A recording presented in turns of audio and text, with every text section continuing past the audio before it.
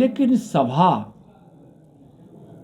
को जब देखेंगे तो उसका कुछ मकसद होता है, सभा से कुछ संदेश जाता है। मकसद उनका क्या है पता नहीं, लेकिन संदेश देने की कोशिश कर रहे हैं कि तुष्टीकरण, वहाँ का जो उनका महासभा होने वाला है, जिसको महा तैयारी करके लगे हैं, पूरी सरकार जहाँ पहुँच चुकी है तैयारी में, वह सम्मेलन तुष्टीकरण के भाव से होगा। तुष्टीकरण की बात होगी, तुष्टीकरण की नीति तैयार होगी और तुष्टीकरण का संदेश वहाँ से नीतीश जी और तेजस्वी जी भेजेंगे। माननीय गृह मंत्री आदरणीय अमित शाह जी 25 फरवरी को बिहार आएंगे। 2 स्थानों पर 3 कार्यक्रम को करेंगे। पहला कार्यक्रम वाल्मीकि नगर की लोकसभा में आम जनता को संबोधित करेंगे। उसके पश्चात वहाँ कार्यकर्ताओं की बैठक में सम्मिलित होंगे।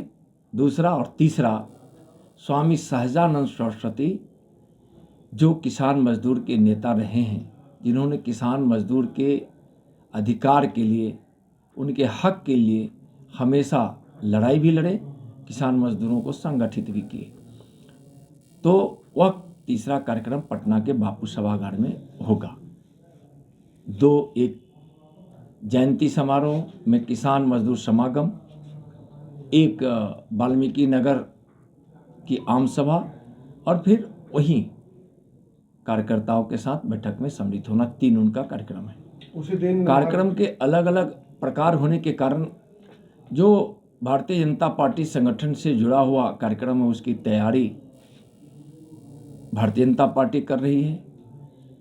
वहाँ जो आम सभा है, ठीक है, तैयारी के विभिन्न पहलुओं पर भारतीय जनता पार्टी कुछ पहलुओं की तैयारी खुद कर रही है, लेकिन यह बहुत सुखद अनुभव जो लगातार हमारे राष्ट्रीय नेताओं के आने से जो बिहार में प्राप्त हो रहा है कि जब कोई भी आम सभा बिहार में होती है तो उसकी तैयारी वहाँ की जनता करने लगती है। यानी आने की उत्सुकता लोगों में जो दिखाई पड़ता है, यह अद्भुत है। काफ़ी भारी संख्या में वहाँ वाल्मीकि नगर की उस सभा में जनता जुटेगी।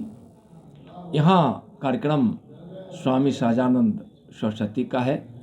चूँकि हमारे राष्ट्रीय नेता हैं, हमारे केंद्र की सरकार में आदरणीय गृह मंत्री हैं माननीय अमित शाह जी, तो यहाँ भारतीय जनता पार्टी के कार्यकर्ता भी उस जयंती समारोह की तैयारी में भी लगे हैं, आएंगे भी। साथ साथ यहाँ के किसान और मजदूर खुद उस कार्यक्रम की तैयारी में लगे हैं, खुद ब खुद स्व के प्रेरणा से उस कार्यक्रम को सफल बनाने में लगे हैं।